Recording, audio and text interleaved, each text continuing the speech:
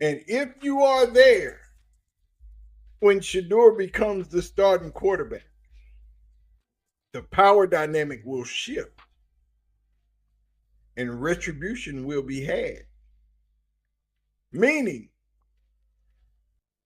once Shedeur Sanders plays for the Cleveland Browns and they get to see it, and Shedeur Sanders becomes the number one quarterback for the Cleveland Browns, Kevin Stefanski. You know what's wild? I've been doing this for years, covering the NFL, watching how teams operate, studying how organizations make decisions about their most important position, and I can honestly say I've never seen anything quite like what's happening right now with this particular situation. There's something going on behind the scenes that nobody wants to talk about publicly, but if you pay attention to the details, if you listen to what insiders are actually saying versus what they're officially reporting, you start to see a pattern that doesn't make any sense unless you understand that we're not getting the complete truth. I'm gonna break this down for you piece by piece, and by the time we're done here, you're gonna see the situation in a completely different light than how it's being presented in the mainstream coverage. Let me start with what just happened that has everyone who's paying close attention absolutely stunned. There's a player on this roster who has been the subject of intense speculation for weeks now. Everyone wants to know when they're going to play, if they're going to play, what's preventing them from getting on the field. The official explanation has been that there's an injury, specifically a back injury, that's been keeping this person sidelined. Fair enough, injuries happen, backs are tricky, sometimes you need to be cautious. But here's where things get interesting, and this is where you need to start asking yourself whether what you're being told actually matches what's really happening. This player showed up to practice recently, and multiple credentialed reporters who have access to watch these sessions, people who have been covering football for decades and know exactly what they're looking at when they evaluate player movement and readiness, all came away with the same basic observation. This person looked completely fine. Not just okay, not just decent for someone coming back from injury, but completely, totally, 100% fine. Moving around like someone who has zero physical limitations, zero discomfort, zero signs of any injury whatsoever.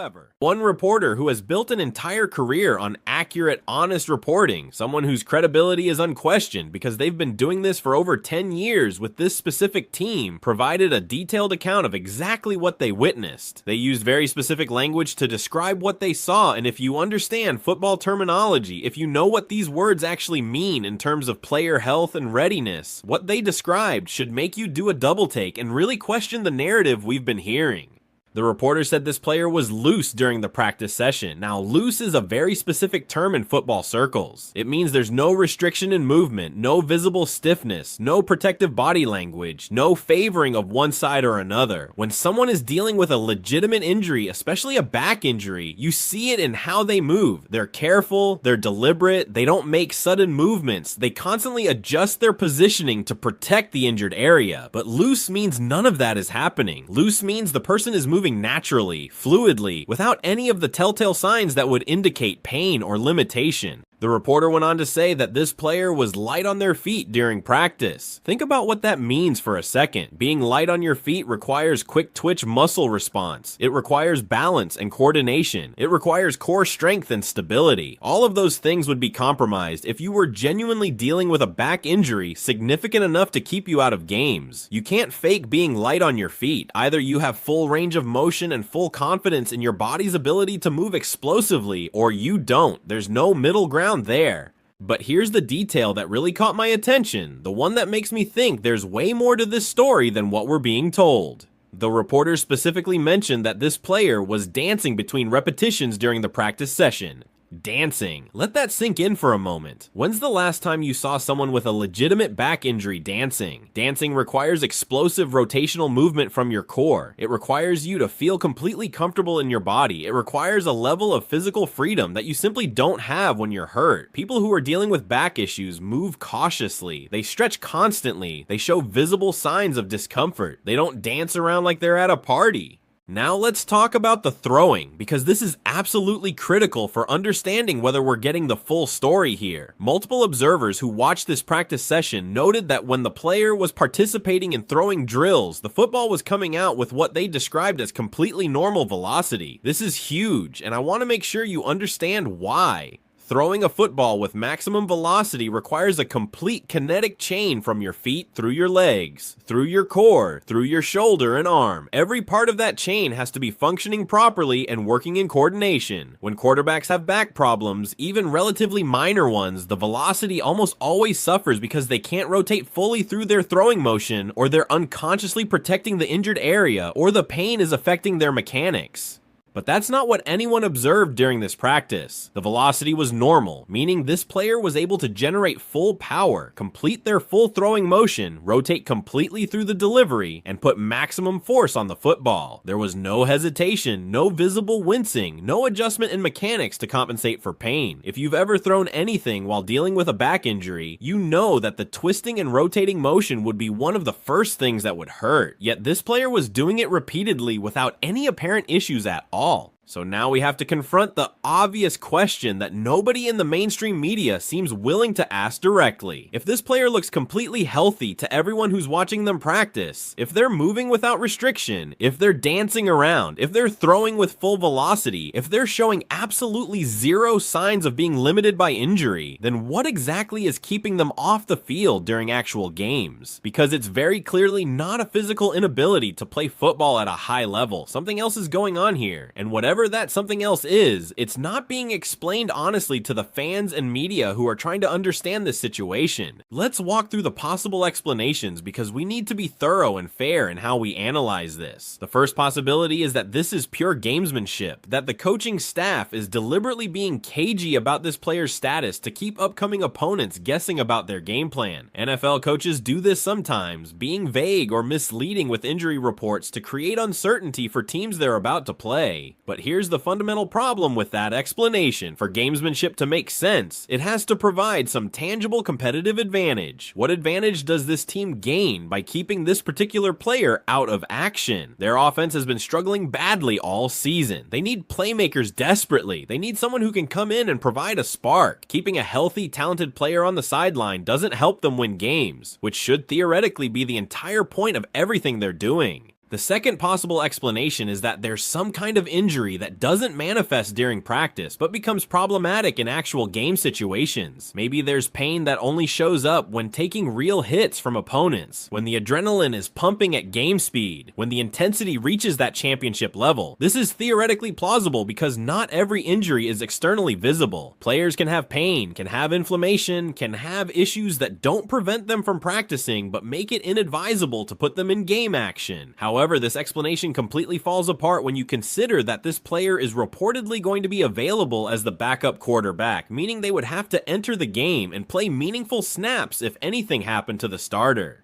If you're healthy enough to be the emergency option, if you're healthy enough that the coaching staff trusts you could go in and perform if called upon, then you're healthy enough to compete for playing time and potentially earn the starting role based on your practice performance.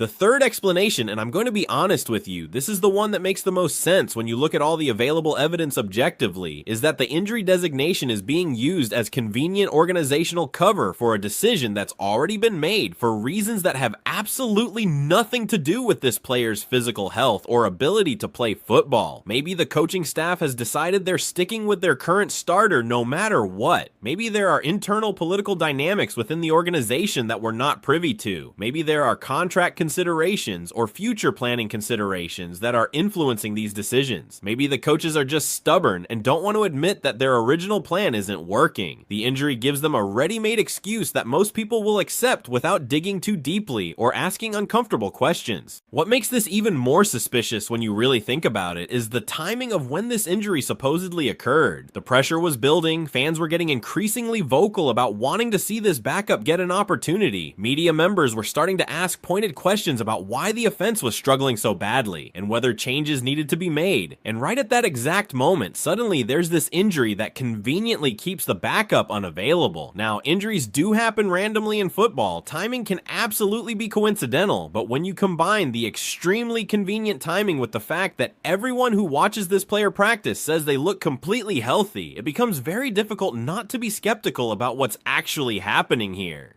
Let's also consider this player's history and track record, because it's extremely relevant to evaluating whether we should believe they're genuinely unable to play due to injury. This is someone who has repeatedly demonstrated toughness throughout their football career. We're talking about documented instances of playing through legitimate, painful injuries that would have kept other players on the sideline. This person has shown time and time again that they have an extremely high pain tolerance and a competitive drive that makes them want to be on the field, even when they're not at 100% physically. So when someone with that established track record suddenly has an injury that's keeping them out of action, but everyone watching practice says they look totally fine, it raises legitimate questions about whether the injury is the real reason they're not playing, or whether it's being used as a convenient excuse for other factors. The opponent they're preparing to face next is also in a really interesting position that adds another layer to this whole situation. Both teams are well below 500. Both offenses have been inconsistent and ineffective for most of the season. Both coaching staffs are facing serious questions about their job security and their decision making. This would seemingly be the perfect opportunity to try something different, to evaluate your young talent, to see what you have for the future since the playoff race is essentially already over. There's no risk in terms of losing ground in a tight playoff hunt because that ship has already sailed. But instead of using this as a chance to shake things up and potentially discover something positive, the organization appears committed to maintaining their current approach, even though it's manifestly not working. Here's something that I find absolutely fascinating about how the media is handling this story, and it tells you a lot about the dynamics between teams and reporters in professional sports. The journalists who are at practice every single day, who are seeing this player look completely healthy with their own eyes, are still mostly going along with the injury narrative in their official reporting and public statements. They'll describe what they observed, they'll mention that the player looked good moving around, they'll note the positive signs, but the vast majority of them stop well short of directly challenging the team's official explanation, or questioning whether the injury is legitimate. That's how these relationships work. You maintain your access and your credentials by not being too aggressive in challenging official narratives. You save your harshest criticism for safer targets that won't result in losing your access or being frozen out by team sources. But the disconnect between what these reporters are describing and what the official story is has become too glaring to ignore if you're paying attention. When respected, credible journalists are using words like loose, light on their feet, and dancing to describe a player's movement during practice. Those are not neutral observations. Those are descriptions that clearly indicate someone is completely healthy and ready to perform. You don't use those specific words to characterize someone who's legitimately limited by injury. The subtext is absolutely clear, even if most of these reporters aren't willing to state it explicitly in a way that might jeopardize their relationship with the team. The situation with the receiving corps is also instructive because it demonstrates the cascading effects of having instability and uncertainty at the quarterback position. You've got talented, capable pass catchers who are clearly pressing, trying to do too much on every single touch, showing visible frustration with the lack of consistent offensive production. This is textbook behavior for receivers who don't have confidence in their quarterback situation. When receivers trust the person throwing them the ball, when they believe they're going to get their opportunities at the right time, they play relaxed and let the game come to them. But when there's inconsistency or poor play at quarterback, receivers start forcing things. They feel like they need to make something extraordinary happen every time the ball comes their way because they're not sure when the next opportunity will arrive. If this backup quarterback eventually does get a legitimate chance to play, they're gonna have decent weapons to work with. The receiving talent exists on this roster. The pieces are there to run a functional, productive offense. What's been missing all season is consistency, accuracy, and sound decision making from the quarterback position. Those specific traits, consistency, accuracy, and good decisions are exactly what this backup player demonstrated repeatedly and consistently at the college level. But you cannot prove you possess those skills while standing on the sideline watching someone else play. You need actual game repetitions, real opportunities to perform under pressure against legitimate competition. The head coach came out and made a statement saying they're going to let this situation play out over the next few days before making any final decisions. This is textbook non-committal coach speak that gives him maximum flexibility and protects him from being pinned down to any specific course of action. If the backup looks fantastic in practice over the next few days, he can say the injury has healed sufficiently and activate them. If he wants to stick with the current plan, regardless of how anyone looks in practice, he can say they're still being appropriately cautious with with the injury. It's a way of keeping all options open while avoiding any real commitment or accountability, which sounds reasonable on the surface, but is actually quite frustrating because it means we're no closer to getting honest answers about what's really driving these decisions. The so-called strategic element of not revealing your personnel plans to upcoming opponents only makes sense as an explanation if there's genuine uncertainty about what's going to happen, but when everyone already knows who the starter is going to be, when the depth chart has been consistent all season, when there's no real mystery about the game plan, claiming you need to keep things secret for competitive reasons is essentially meaningless. What this approach actually accomplishes is protecting the coaching staff from having to answer difficult, uncomfortable questions about their decision-making process and why they're not making changes that appear obvious to everyone watching from the outside. What we're witnessing here is something that happens throughout the NFL far more frequently than casual fans probably realize. Organizations become deeply invested in their original decisions and plans. Coaches convince themselves they're correct even when accumulating evidence suggests otherwise. They create additional obstacles and requirements for backup players that never existed before as post hoc justifications for not making changes. It's pure organizational inertia, the tendency to keep doing what you've been doing even when it's clearly not working, and it's one of the most frustrating aspects of how NFL teams operate. They would rather stick with their original plan and be wrong than change course and be right, because changing direction feels like a public admission that they made a mistake, and that's something many coaches and executives are pathologically unable to do. The fan base is unquestionably ready for something different. You can see it everywhere you look, in social media reactions, in comments on team message boards, in calls to local sports radio shows, in the energy and atmosphere around the team. Fans desperately want to see what this backup can do. They want to feel hope that things might improve. They want to believe there's a potential solution to the offensive struggles that have plagued this team throughout the entire season. But wanting something and actually getting it are two completely different things, especially when you're dealing with coaching staffs that have proven themselves to be extremely stubborn and resistant to change when it comes to quarterback decisions. The upcoming game is going to be absolutely fascinating to watch, not just for what happens on the field in terms of actual gameplay, but for what it reveals about this organization's decision-making process and priorities. If the backup is active on game day as the emergency third quarterback, that represents some level of progress from being completely inactive and unavailable, but it also raises even more questions that demand answers. If they're healthy enough to be one play away from entering the game, if they're healthy enough that the coaching staff trusts them to potentially play significant snaps if circumstances require it, then why aren't they getting a real opportunity to compete for playing time in practice? Why aren't they being evaluated as a legitimate option to potentially improve the offense? Being the emergency backup option is fine as far as it goes, but for a player who looks this ready according to everyone watching practice, it feels like a tremendous waste of talent and opportunity. With each week that passes where this player looks completely healthy in practice but doesn't see any game action, the questions from fans and media become louder and more insistent. How much longer can the organization maintain this position without facing serious backlash? How many more games need to slip away before they're willing to try something different? At what point does the mounting pressure become overwhelming enough to force their hand and compel them to make a change? These are questions that don't have clear answers at this moment, but they're becoming increasingly impossible to ignore as the season continues to spiral. What makes this particular situation so compelling and interesting to follow is that we're watching it unfold in real time rather than analyzing it years later with the benefit of hindsight. This is happening right now, this week, and we're seeing all the signs and indicators that suggest change might be coming even while the official organizational position remains stubbornly unchanged. The growing tension between what's being observed by people who watch practice and what's being communicated publicly by team officials is creating this fascinating dynamic that's genuinely impossible to look away from if you care about this team or about how NFL organizations operate. The practice observations and insider reports are telling us one very clear story about this player's health and readiness. The official injury designations and carefully worded coaching statements are telling us a completely different story. Those two conflicting narratives are on an inevitable collision course, and eventually something has to give. Either this player is going to get a real opportunity, and we'll all find out definitively whether they're actually ready to perform at this level, or the organization is going to continue keeping them on the sideline, and they'll face increasingly difficult questions about why someone who appears completely healthy isn't playing.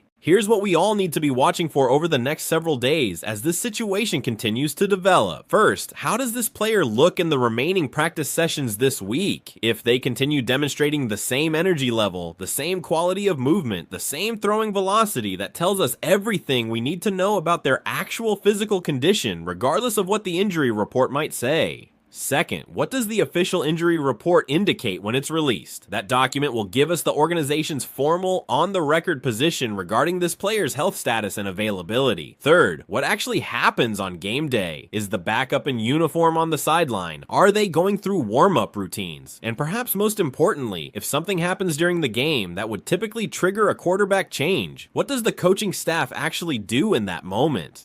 The truth about this entire situation is going to emerge one way or another. There's no avoiding that, either through actual game action where this player finally gets their opportunity to demonstrate what they can do on the field, or through the continued refusal to provide that opportunity despite overwhelming evidence suggesting they're ready. Both of those potential outcomes will reveal something extremely important and telling about how this organization operates, what their actual priorities are, and whether they're willing to make difficult changes when circumstances clearly demand it. But the current state of affairs, where there's this massive, glaring disconnect between what's being observed and what's being said publicly, simply cannot continue indefinitely. The pressure continues building, the questions keep mounting, and eventually there must be some kind of resolution one way or another. This situation transcends just one individual player or one specific team. This is really about how NFL organizations handle difficult decisions that carry significant consequences, how they communicate with their fan base and the media, how they balance short-term considerations against long-term organizational planning, and how they navigate situations where the move that seems obvious to outside observers isn't the move they want to make internally for whatever reasons. It's providing us with a rare window into organizational dynamics and decision-making processes that usually remain hidden behind closed doors, and it's revealing quite a bit about how these critically important decisions actually get made at the highest level of professional football. The next chapter of this ongoing story is going to be written very soon, and we'll all be watching closely to see how it unfolds.